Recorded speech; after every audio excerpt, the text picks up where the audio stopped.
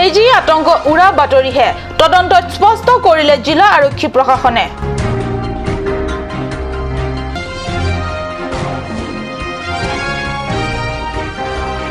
হাৰাঘাটত ASEBৰ নাভূত নাশ্ৰুত কাণ্ড হতভম্ব APDCLৰ গ্ৰাহক।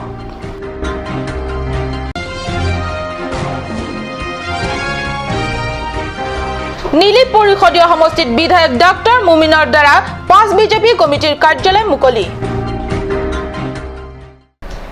নমস্কাৰ, মই সঞ্চিতা তেৰণপিয়ে কাট নিউজ চেনেলৰ ষ্টুডিঅ'ৰ মজিয়াৰ পৰা লৈ আহিছোঁ আজি দিনটোৰ প্ৰধান বাতৰিসমূহ। এতিয়া বিতং বাতৰি। উৰা বাতৰি আহিছিল ক'ৰ পৰা কোনেও নাজানে, কিন্তু বাতৰিটোৱে কাৰ্বি আংলঙৰ সৰ্বত্ৰ বিয়পি পৰিছিল, বিহল কৰি পেলাইছিল স্কুলত পঢ়া সৰু সৰু ল'ৰা ছোৱালীৰ অভিভাৱকক। উৰা বাতৰিয়ে ইমান ভয়ংকৰ ৰূপ ধাৰণ কৰিছিল যে একজনত ডিফু চহৰৰ অন্তৰ্গত new down English school, Don Bosco ৰংনিহাং LP school, Chandra Singh Teron LP স্কুলকে ধৰি ভালেকেইখন স্কুলত শ্ৰেণী চলি থকা অৱস্থাতে অভিভাৱকসকলে নিজৰ নিজৰ ল'ৰা ছোৱালীক ঘৰলৈ লৈ আহে, ফলত স্কুলকেইখন সম্পূৰ্ণৰূপে খালী হৈ পৰে।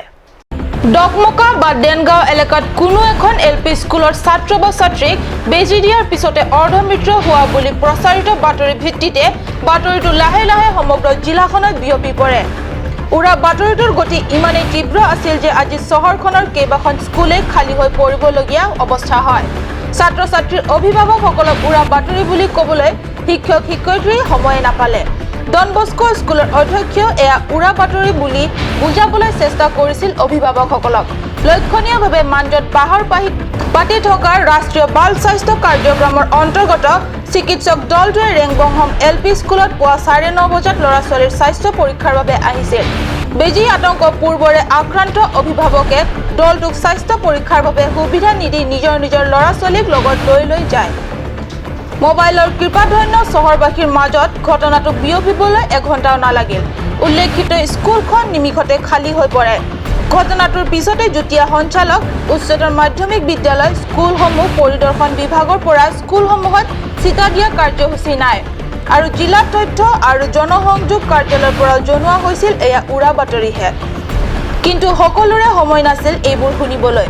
অৱশেষত মাঞ্জা আৰক্ষী প্ৰশাসনৰ প্ৰাথমিক তদন্তই ওলাই পৰে যে আচলতে চিকিৎসকৰ টীমটো এটা ৰাষ্ট্ৰীয় স্বীকৃতিপ্ৰাপ্ত মাইক্ৰ' প্লেন ফৰ্মেট টীমহে। এই টীমটোৱে বেজী বা চিটাও নিদিয়ে। জিলাৰ যুটীয়া স্বাস্থ্য সঞ্চালয় স্বাস্থ্য আৰু চিকিৎসা সেৱাৰ বিষয়ে এই সন্দৰ্ভত সংবাদমেল দি উৰা বাতৰি ধ্যান নিদিবলৈ কয়। সি যি কি নহওক অৱশেষত উৰা বাতৰিটো ইমানে অন্ত হ'ল। আপুনি এগৰাকী সাধাৰণ গ্ৰাহক হিচাপে আপোনাৰ ঘৰুৱা বিদ্যুৎ বিল মাহে কিমান হ'ব পাৰে? খুব বেছি 1000, 2000 কিংবা 3000। কিন্তু আচৰিত নহ'ব, এই অসমতে ৰাজ্যৰ শক্তি বিভাগৰ কৃপাত এজন গ্ৰাহকৰ এমাহৰ বিদ্যুৎ বিল হৈছেগৈ 30,33,126 টকা। চাওঁ আহক ক'ত সংঘটিত হৈছে এই চাঞ্চল্যকৰ ঘটনা। হয়, ঠিকেই শুনিছে আপুনি। জেঠৰ গৰমে মূৰত ধৰিছে ৰাজ্যৰ শক্তি বিভাগৰ। 24 ঘণ্টাই বিদ্যুৎ যোগান দিয়াৰ ভুৱা আস্ফালন কৰা অসম শক্তি বিতৰণ কোম্পানী লিমিটেড চমুকৈ APDCL এক কৃপাত কাৰ্বি আংলং জিলাৰ হাওৰাঘাট নগৰৰ 2 নং ৱাৰ্ডৰ বাসিন্দা প্ৰশান্ত শইকীয়াই পূৰ্বৰ 183 টকা অনাদায় ৰাখিহ এমাহৰ সৰ্বমুঠ বিদ্যুৎ বিল লাভ কৰিছে 30,33,126 টকা। সঁচাই নাভূত নাশ্ৰুত।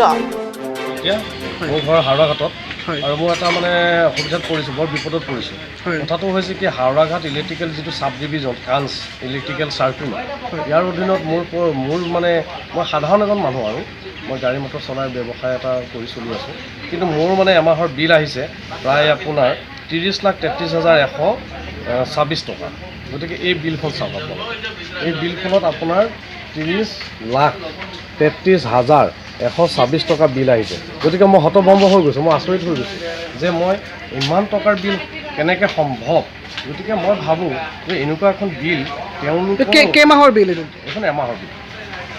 গতিকে তেওঁলোকে এনেকুৱা এখন বিল যে পঠাইছে আমাৰ নিচিনা মানে সাধাৰণ মানে পৰিয়াললৈ, কি ভিত্তিত পঠাইছে? তেওঁলোকৰ অফিচত যে কৰ্মকৰ্তাসকল আছে তেওঁলোকৰ কাণ্ড জ্ঞান আছেনে নাই যে এই বিলখন 30,33,126 টকা যিখন বিল পঠাইছে তেওঁলোকে এইখন কম্পিউটাৰত ছেটিং কৰাৰ সময়তে যে এইটো কৰিছে, তেতিয়া তেওঁলোকে এবাৰ ভাবিব লাগিছে।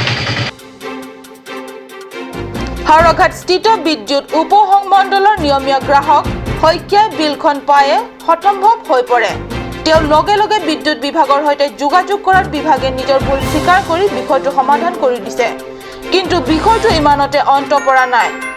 প্ৰশ্ন হয়, এনে মৰাণমক ভুলৰ আঁৰত কি? দায়িত্বহীন নে কৰ্মবিমুখতা? সেয়া যি কি নহওক, সংশ্লিষ্ট পক্ষৰ এই ক্ষেত্ৰত যথেষ্ট সচেতনতা কামনা কৰিছে ভুক্তভোগী গ্ৰাহক সমাজে। হাওড়াঘাটৰ পৰা গৌতম চন্দ্ৰৰ প্ৰতিবেদন, হাওড়াঘাট। এইবাৰ পৰিষদৰ নিৰ্বাচনৰ ৰেহৰূপ আগৰ পৰিষদীয় নিৰ্বাচনতকৈ কিছু বেলেগ। বোকাজানৰ বিধায়ক ডাক্তৰ নুমেল মমিনে নিৰ্বাচনী প্ৰচাৰৰ কাৰ্যত একান্ত মনে লাগি বিধায়িনী সমষ্টিৰ 6টা পৰিষদীয় সমষ্টিৰ পৰা 6 গৰাকী বিজেপি প্ৰাৰ্থীক জয়যুক্ত কৰাই আনিব। বোকাজান বিধায়িনী নিৰ্বাচনী জয়লাভ কৰাৰ পিছতো বহু দিনলৈকে বিধায়কগৰাকীৰ নাম বিশেষ শুনা নাযায় যদিও পৰিষদৰ নিৰ্বাচনত মৰণপণ পৰিশ্ৰম কৰা দেখি একাংশৰ গা খজুৱতি উঠিছিল। নীলিপত বুথ কমিটিৰ কাৰ্যালয় মুকলি তথা নিৰ্বাচন প্ৰচাৰ অভিযানতহে উৰহি গছৰ ওলাই পৰে। পৰিষদৰ নিৰ্বাচনত বোকাজান বিধায়িনী এলেকাৰ অন্তৰ্গত 6 পৰিষদীয় সমষ্টিৰ 6 গৰাকী বিজেপিৰ প্ৰাৰ্থীক জয়যুক্ত কৰি দিব পাৰিলে আটাইকেইজনে হ'ব EM। সিমানেই নহয়, পৰিষদত পৰৱৰ্তী বিজেপি চৰকাৰৰ CEMও হ'ব বোকাজান পৰিষদীয় এলেকাৰ পৰা নিৰ্বাচিত কোনো এগৰাকী কাৰ্বি প্ৰাৰ্থীয়েহে। আমি জিকাম বোকাজান LIC আণ্ডাৰত মোৰ আণ্ডাৰত 6টা আছে আৰু 6টা জিকাই পেলাই 5টা EM আমি পাম আৰু আমাৰ বোকাজান LIC পৰাই আমি CM কাৰ্বি মানুহ এজন MSC আমি CM বনাম বোকাজান LIC। আপোনাৰ মতে কাক দিয়া হ'ব? এইটো মানুহজনৰ ভিতৰত কাক দিয়া হ'ব? 4জন কাৰ্বি আছে, নীলিপ, দুৱাৰবাগৰি, সৰুপথাৰ আৰু বৰজান। 4জনৰ ভিতৰত কাৰোবাই কম। আজি নামটো কৈ দিলে মানে বাকীকেইটা মন দুখ কৰিব নহয়, সেইকাৰণে ৰিজাল্ট দিয়াৰ দিনাখন আমি ডিক্লেয়াৰ কৰিম। আৰু ছাৰ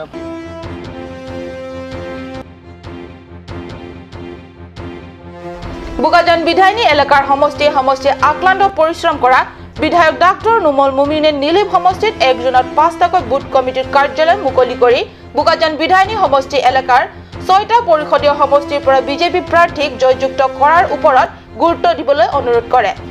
সমূহ নেতা কৰ্মীকে বিজেপিৰ দ্বাৰা পৰিষদত চৰকাৰ বহিলে জিলাৰ পৰিৱৰ্তন আৰু উন্নয়নৰ কাৰণে কাৰ্য কৰি যোৱাৰ লগতে ৰাজ্যখনৰ ভিতৰত কাৰ্বি আংলঙক অনন্য ৰূপত প্ৰতিষ্ঠা কৰাৰ ওপৰত গুৰুত্ব দিব। উল্লেখ্য যে সভাত নীলিপ নিৰ্বাচন পৰিচালনা কমিটিৰ আহ্বায়কে ধৰি বিজেপিৰ অনেক নেতা কৰ্মীসকল উপস্থিত থাকে। এইখিনিতে একাংশ ৰাজনৈতিক ক্ষেত্ৰত ভূ ৰখা মহলৰ প্ৰশ্ন যে যোৱা 17 মেত বিজেপি প্ৰাৰ্থীৰ তালিকা ঘোষণা কৰাৰ আগদিনা ৰাজ্যিক বিজেপিৰ সভাপতি ৰঞ্জিত দাসে ঘোষণা কৰা পৰিষদত পৰৱৰ্তী বিজেপি শাসকীয় দলৰ CEM তেন্তে অন্য এগৰাকীহে হ'ব নেকি? ৰাতি ৰংফাৰৰ প্ৰতিবেদন, কাৰ্ড নিউজ। পৰৱৰ্তী অংশৰ যোৱাৰ আগতে লৈছো ক্ষন্তেক বাণিজ্যিক বিৰতি।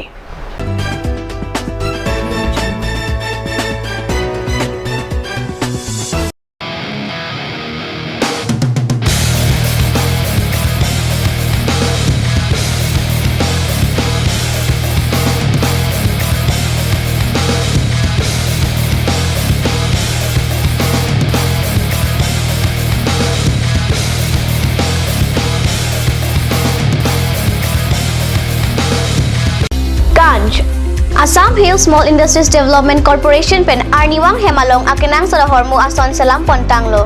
Lasinang tum Arniwang kenang sot kecu ason la pentesri alang hithi gulat along long pon ikji. Kang sirtang kijun alang, tharwe alang, theso alang, kecu ajang tu, tharmit aduk, thelua kreng, chitronola, upthor pen chenglok ongdung Hemalong akenang sot hormu long pon ikji. Don Bosco Junior College, Difu. Admissions going on for the session 2017 to 18 for class 11 Arts, Science and Commerce. Admission forms available from 1st of April 2017.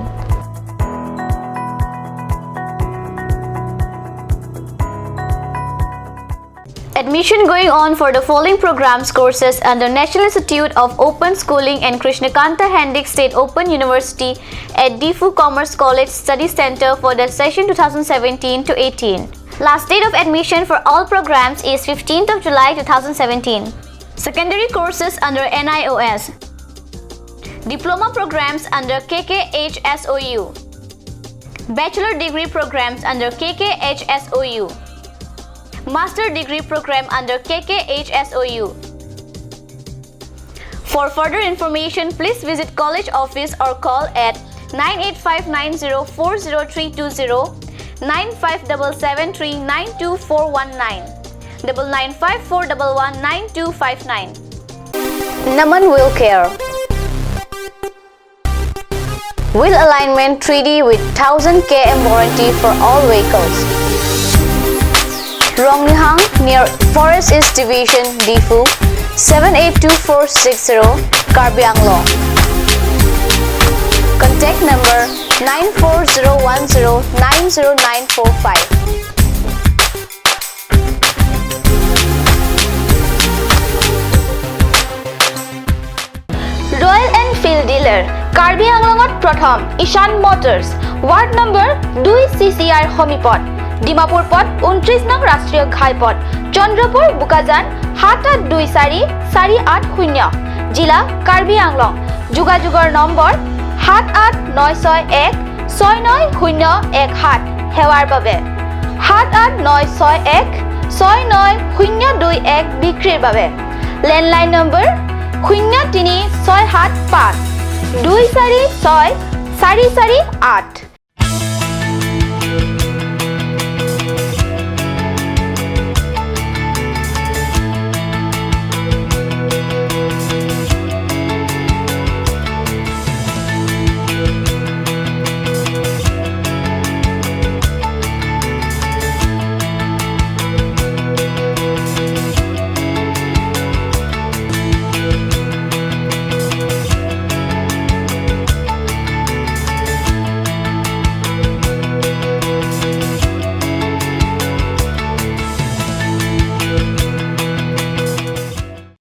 আজিকালি যিকোনো party মানে কাঞ্চ juice বাইদি বেটো কমলাটো খাইছিলি না আনাৰ ৰসটো পাহাৰীয়া কমলা আৰু আনাৰ ৰসৰ পৰা তৈয়াৰ কৰা কাঞ্চ জুচ সম্পূৰ্ণ বিশুদ্ধ কাঞ্চ জুচ খাওক জীৱনৰ মজা লওক কাঞ্চ জুচ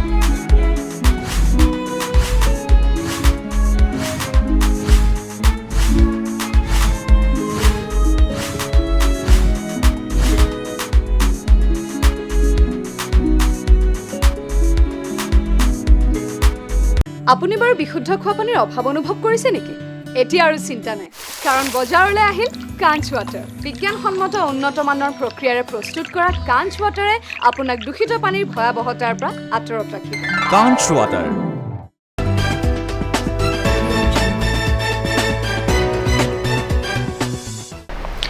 স্বাগতম বিৰতিৰ পিছত পুনৰ ঘূৰি আহিছো বাতৰি মজিয়ালে দৰিদ্ৰতাক নেওচি উজলি উঠিছে কাৰ্বি আংলং জিলাৰ বকলিয়া ঘাটৰ মনীষ কুমাৰ পাজিউৰ পিতৃয়ে বজাৰত চানা পুচকা বিক্ৰী কৰি পোৱা সামান্য উপাৰ্জনেৰে লাভ কৰা তেনেই সীমিত সা সুবিধাৰ মাজত পঢ়া শুনা কৰি মনীষ সদ্য ঘোষিত উচ্চতৰ মাধ্যমিকৰ ফলাফল লেটাৰহ প্ৰথম বিভাগত সুখ্যাতিৰে উত্তীৰ্ণ হৈ দেখুৱালে অনন্য নিদৰ্শন শিক্ষা আৰু নিজৰ প্ৰতিভা বিকাশৰ ক্ষেত্ৰত দৰিদ্ৰতা যেন হেঙাৰ কেতিয়াও হ'ব নোৱাৰে সেই কথা পুনৰ এবাৰ প্ৰমাণ কৰি দেখুৱালে কাৰ্বি আংলঙৰ বকলিয়া ঘাট অঞ্চলৰ এগৰাকী মেধাৱী ছাত্ৰ মনীষ কুমাৰ পাজিউৰে আৰ্থিক দিনতাক প্ৰত্যাহ্বান জনাই মনীষ মঙ্গলবাৰে ঘোষিত উচ্চতৰ মাধ্যমিক পৰীক্ষাত হিন্দীত লেটাৰ নম্বৰ সহ প্ৰথম বিভাগত উত্তীৰ্ণ হৈ সমগ্ৰ অঞ্চলটোলৈ গৌৰৱ কঢ়িয়াই অনাৰ লগতে আন 10 জন ছাত্ৰক দেখুৱালে আদৰ্শ উল্লেখ্য পিতৃ দেৱনাৰায়ণ পাজিউৰে বকলিয়া ঘাটৰ ৩৬ নং ৰাষ্ট্ৰীয় ঘাইপথৰ সমীপত চানা পুচকা বিক্ৰী কৰি পোৱা সামান্য উপাৰ্জনেৰে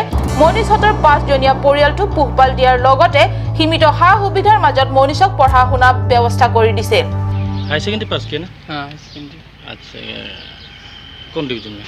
फर्स्ट डिवीजन फर्स्ट डिवीजन और एक ठो लेटर है हिंदी में। हिंदी में।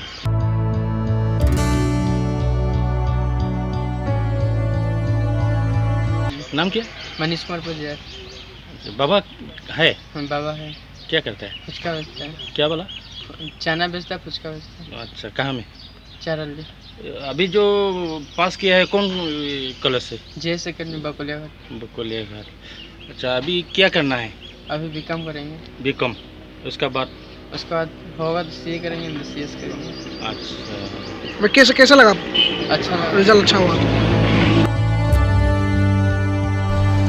নিজৰ মাটি ভেটি বুলিবলৈ একোৱে নথকা দৰিদ্ৰ পৰিয়ালটোৰ আটিগাঁও 4 নং ৱাৰ্ডত থকা এই সৰু ঘৰটোৰ পৰাই মনীষে দেখিছিল ভৱিষ্যতৰ সপোন। ঘৰত বিজুলী বাতি অথবা পঢ়িবলৈ নিজৰ এখন পঢ়া টেবুল নথকা বাবে চাৰ্জিং লাইটৰ পোহৰতে এনেদৰে বিচনাতে অধ্যয়ন কৰে মনীষে। এনে পৰিস্থিতি উচ্চ শিক্ষা আহৰণৰ ক্ষেত্ৰত কিছু থমকিবলগীয়া হৈছে মনীষৰ। বকলিয়া ঘাটৰ JS একাডেমীৰ পৰা বাণিজ্য শাখাত সুখ্যাতিৰে উত্তীৰ্ণ হোৱা মনীষৰ মন ভৱিষ্যতে এগৰাকী সুনাগৰিক হোৱা। আন 10 জনৰ বাবে আদৰ্শ মনীষ সফলতাৰ বাটত আগুৱাই যাওক। আমি কাৰ্ড নিউজ চেনেলৰ তৰফৰ পৰা তাৰে শুভকামনা জনাইছো। চেষ্টাৰ অসাধ্য একো নাই, তাকে প্ৰমাণ কৰিলে ডিফুৰ সমীপৰ ৰংক্লাৰ বং গাঁৱৰ অজয় ৰংফাৰে। চাৰ্চিং ৰংফাৰ আৰু কুংৰি টিছপিৰ পুত্ৰ অজয় ৰংফাৰে গুৱাহাটীৰ মাউণ্ট ফৰ্ড স্কুলৰ পৰা CBSE বৰ্ডৰ অধীনত উচ্চতৰ মাধ্যমিক পৰীক্ষাত অৱতীৰ্ণ সৰ্বমুঠ 79 নম্বৰ লাভ কৰি পিতৃ মাতৃলৈ আনন্দৰ লগতে জিলাখনলৈ গৌৰৱ কঢ়িয়াই আনিছে। অজয় ৰংফাৰ নিচেই সৰুতে দুটা চকুতে টিউমাৰ হৈছিল। অনেক চিকিৎসা চলিল যদিও সুফল নেপালে, যাৰ ফলত দৃষ্টিশক্তি চিৰদিনলৈ হেৰাবলগীয়া হ'ল। চিকিৎসকে হেনো কৈছিল লাহে লাহে দেখিবলৈ সক্ষম হ'ব, কিন্তু নহ'ল আৰু চিৰদিনৰ বাবে অন্ধত্বক বৰণ কৰিবলগীয়া হয়। যদিও অন্ধত্বৰ ওচৰত হাৰ মনা নাছিল অজয়ে, মাউণ্ট ফৰ্ড স্কুলখনত পঢ়িবলৈ আৰম্ভ কৰা দিনৰে পৰা অজয়ে সকলো শ্ৰেণীতে ভাল ফলাফল দেখুৱাবলৈ সক্ষম হৈছে আৰু অজয়ে নিজৰ প্ৰয়োজনীয় সকলো কাম পৰাপক্ষত নিজে কৰিবলৈ ভাল পায়। অজয়ৰ কথা চেষ্টাৰ অসাধ্য একো নাই। জীৱনৰ প্ৰকৃত সংগ্ৰাম কিন্তু অজয়হঁতৰ নিচিনা লোকেহে কৰিছে। বোকাজান প্ৰণৱ উচ্চতৰ মাধ্যমিক বিদ্যালয়ৰ ছাত্ৰ তথা শিক্ষকসকলৰ অদ্ভুত আচৰণত ক্ষুণ্ণ বিদ্যাসাগৰ উচ্চতৰ মাধ্যমিক বিদ্যালয়ৰ অধ্যক্ষ। যোৱা 30 মে'ত হাইস্কুল শিক্ষান্ত পৰীক্ষাৰ ফলাফল ওলোৱাৰ পিছতে সংঘটিত কৰিছিল এই অদ্ভুত তথা আশ্চৰ্যজনক আচৰণ। দুখনকৈ প্ৰণৱ বিদ্যাপীঠ উচ্চতৰ মাধ্যমিক বিদ্যালয়ৰ পৰা বাছত ছাত্ৰ শিক্ষক উঠি আহে আৰু বিদ্যাসাগৰ উচ্চতৰ মাধ্যমিক বিদ্যালয়ৰ সন্মুখত পাৰ্যমানে অসংখ্য বোমা ফুটাবলৈ লয়। কোনো কাৰণ নোহোৱাকৈ এনেদৰে বিদ্যালয়ৰ সন্মুখত বোমা ফুটোৱা কাৰ্যত হে অতিশয় ক্ষুণ্ণ হয়। বোকাজানৰ পৰা আনন্দ তেৰাং, কাৰ্ড নিউজ। আজিৰ বাতৰি ইমানতে সামৰিছো। মই সঞ্জয় দাই কাৰ্ড নিউজ চেনেলৰ ষ্টুডিঅ'ৰ মজিয়াৰ পৰা বিদায় লৈছো। ধন্যবাদ।